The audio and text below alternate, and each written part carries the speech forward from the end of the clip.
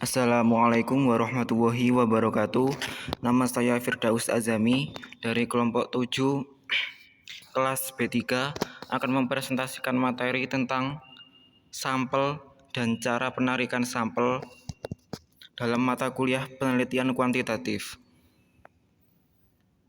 Topik pembahasan ada 3. Yang pertama adalah teknik penarikan sampel, yang kedua adalah sampel, dan yang ketiga adalah cara menentukan ukuran sampel.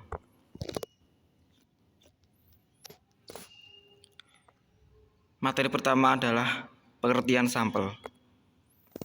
Menurut Sujarwaini, sampel adalah bagian dari sejumlah karakteristik yang dimiliki oleh populasi yang digunakan untuk penelitian. Sampel juga diambil dari populasi yang benar-benar mewakili dan valid, yaitu dapat mengukur sesuatu yang seharusnya diukur. Teknik pengambilan sampel.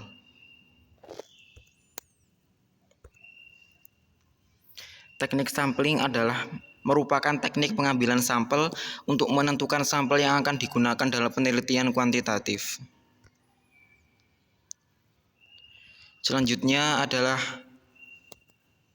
probability sampling, dibagi menjadi 4. Yang pertama adalah sampling random, simple random sampling, yaitu teknik pengambilan sampel yang memberikan peluang yang sama bagi setiap unsur atau anggota populasi untuk dipilih menjadi anggota sampel.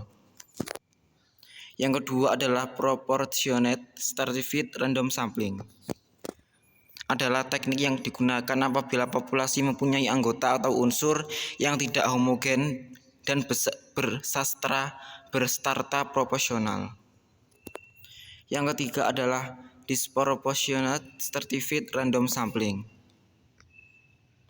adalah teknik ini digunakan untuk menentukan sampel apabila populasi berstrata tetapi kurang proporsional. Yang keempat adalah cluster sampling atau sampling area, teknik sampling daerah yang digunakan untuk menentukan sampel pada objek yang akan diteliti atau sumber data sangat luas. Selanjutnya adalah non-probability sampling, dibagi menjadi 6.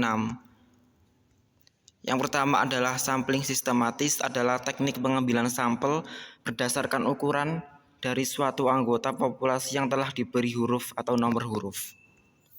Yang kedua adalah sampling kuota, adalah teknik untuk menentukan sampel dari populasi yang mempunyai ciri-ciri tertentu, yaitu jumlah atau kuota yang digunakan. Yang ketiga adalah sampling aksidental, adalah teknik yang digunakan untuk menentukan sampel berdasarkan kebutuhan, yaitu siapa saja yang akan secara kebetulan bertemu dengan peneliti yang dapat digunakan sebagai sampel.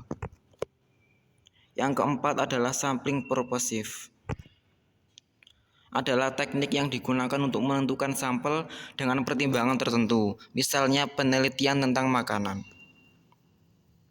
Yang kelima adalah sampling jenuh, adalah teknik yang digunakan untuk menentukan sampel apabila semua sampel anggota populasi digunakan sebagai sampel. Yang keenam adalah snowball sampel.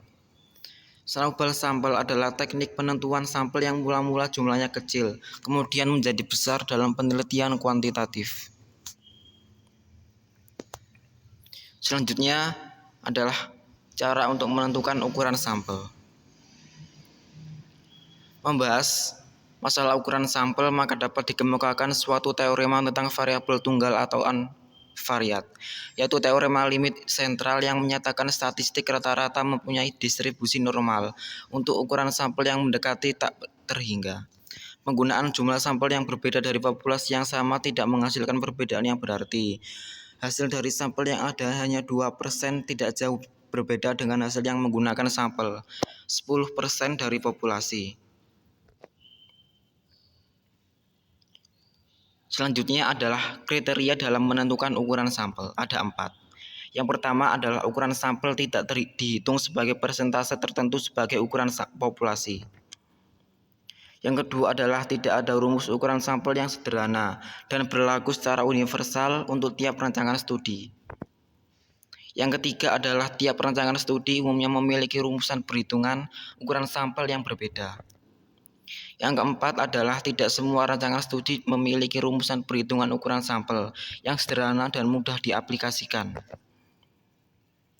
Cukup sekian yang dapat saya sampaikan. Apabila ada salah kata, saya mohon maaf yang sebesar-besarnya. Wassalamualaikum warahmatullahi wabarakatuh.